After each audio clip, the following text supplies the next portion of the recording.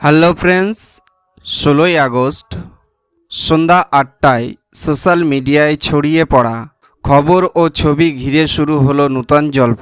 দাদাগিরির একই মঞ্চে যদি মুখোমুখি দেখা যায় নওশাদ সিদ্দিকী, মুস্তাফিজুর রহমান, কুণাল ঘোষ, সজল ঘোষ এবং খোদ সঞ্চালক দেব, তাহলে এই ছবি যে রাজনৈতিক মহল থেকে সাধারণ দর্শক সবার নজর কাড়বে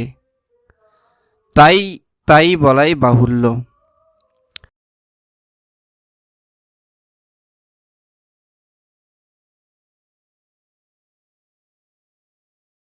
কিন্তু প্রশ্ন হলো, এই বিশেষ পর্বে আসলে কি হতে চলেছে? কি নিয়ে আলোচনা? রাজনৈতিক তর্কর কি জায়গা তবে দাদাগিরির মঞ্চে, নাকি সম্পূর্ণ অন্যরকম এক মুহূর্ত সাক্ষী হতে চলেছে দর্শকেরা?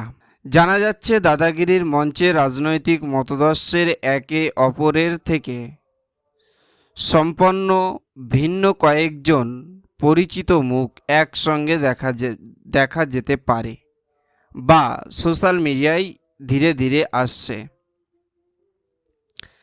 একদিকে রয়েছে আইএসএফ নেতা নওশাদ সিদ্দিকী, অন্যদিকে রয়েছে সিপিএমের নেতা মুস্তাফিজুর রহমান রানা।